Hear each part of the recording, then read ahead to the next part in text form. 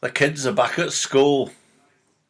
What a relief. I can walk through Costa's door now without being barged out the way by a 5-year-old while the parents look on.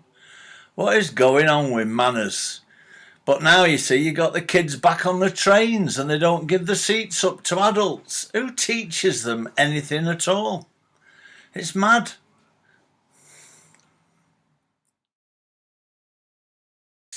Walking down the street, I had some lunatic kid about 15 riding his mountain bike at me. And did he really expect me to move out the way? Well, it was a real shame the way he collided with the plants and the bin outside the dress shop, but accidents happen, don't they? And then you get the odd kid who just doesn't move in a shop doorway, but he tends to walk backwards with a hand in his face. And the parents just stand there aghast. Probably end up in a register doing that.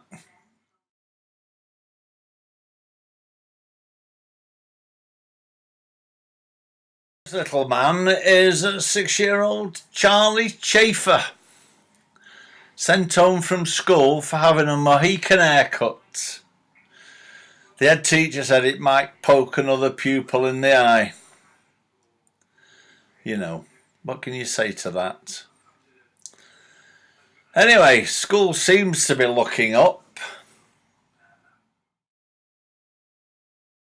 What was happening in my school days? What have we got here? We've got Elizabeth Smiley, however you pronounce it, a music teacher, found lying on top of a pupil.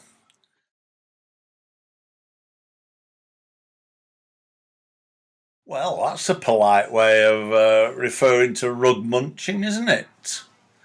But I suppose you've got to protect sensitive children. Anyway, she's been disciplined for about 4 other matters now. But anyway, look on the bright side. And then you get a 13-year-old loses his virginity on the kitchen floor of a teacher. For crying out loud. Why did I have to wait till I was 18? Things are changing. Viagra's getting a few mentions lately. Apparently a daily dose of Viagra could save your eyesight.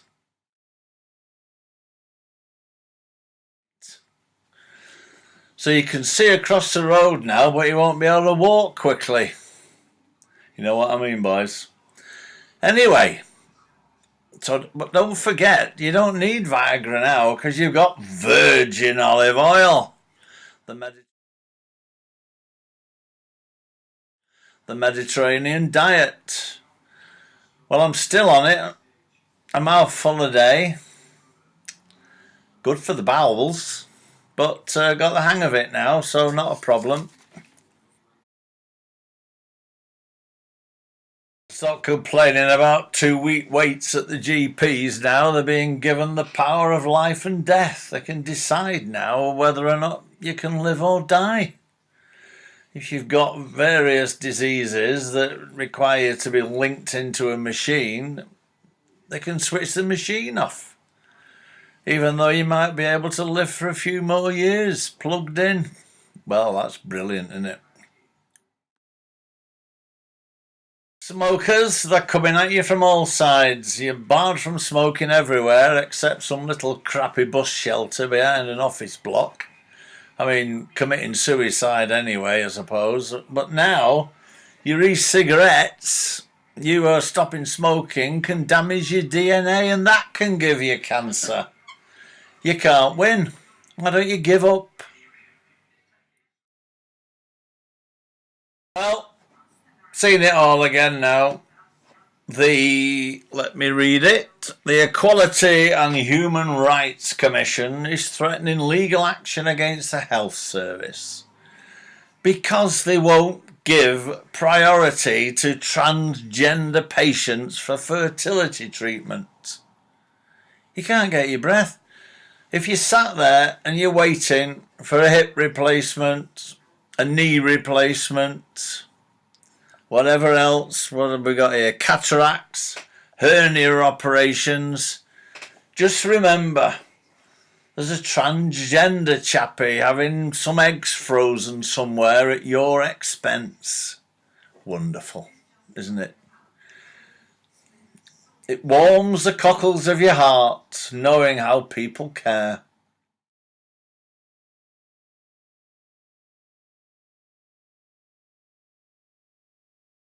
Well, personally, I like Jacob Rees-Mogg, but of course he's not everybody's cup of tea. But at least you can say he's straight, sexually active in the right direction, as his family photos prove. Certainly more than you can say for you know who.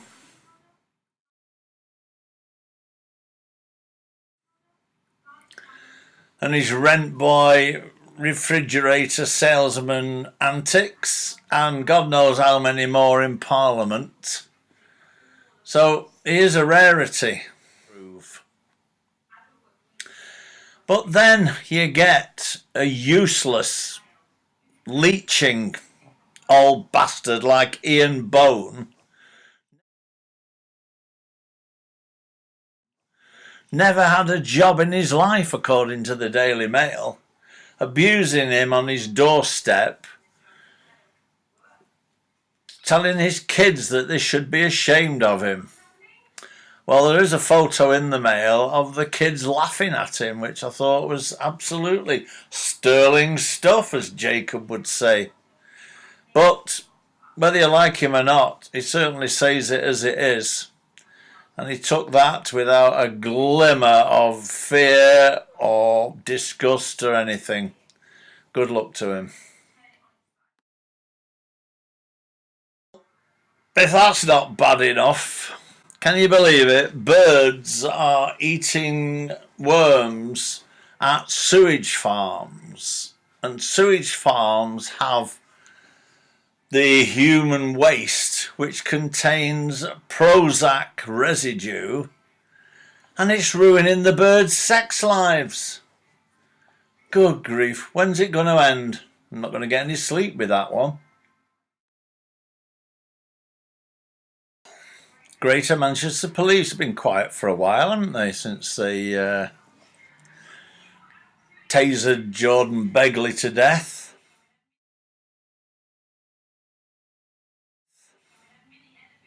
There he is. And still the inquest findings or the report or whatever hasn't been published because they can't account for killing a chap six-handed with tasers and fists. How are they going to write round that? Well, don't hold your breath, because they will do. And now we've found that they publish their own little newspaper. And there's all nice things in it about people being arrested here, there and everywhere. And can you believe PC Jason O'Connell has got an RSPCA award for the role he played in an animal abuse case. Well, isn't that wonderful? And then, what do we get? Chief Superintendent Simon Barraclough has received the President's Award for Excellence in Policing at the Police Superintendents Association Annual Conference. Well, I think they failed to take into account the fact that Manchester Police are the second worst in the country for their detection rate. And you know, it hasn't covered a worthy news item where 10 police officers are being investigated over the death of a 30-year-old man who died in custody. Andrew Mura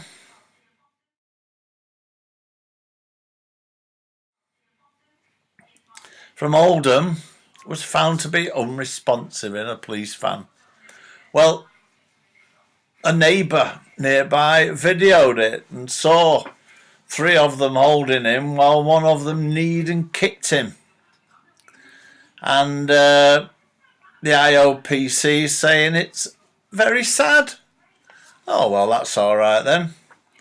Anyway, that remains to be seen whether that's going to appear in the GMP news sheet.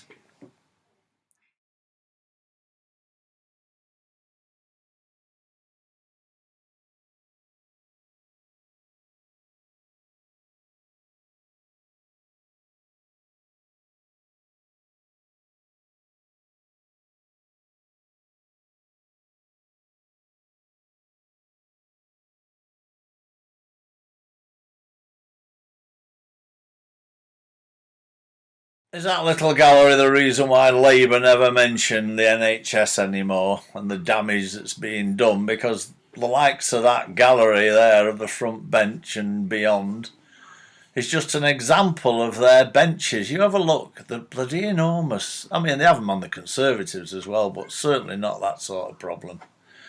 And so they have the cheek to moan about everything, but not the NHS now. So anyway, that's it for now. And we'll see how we go. Now we can do it a little quicker. So I'll be boring you more often. Onwards and upwards. Thanks for viewing. Night night.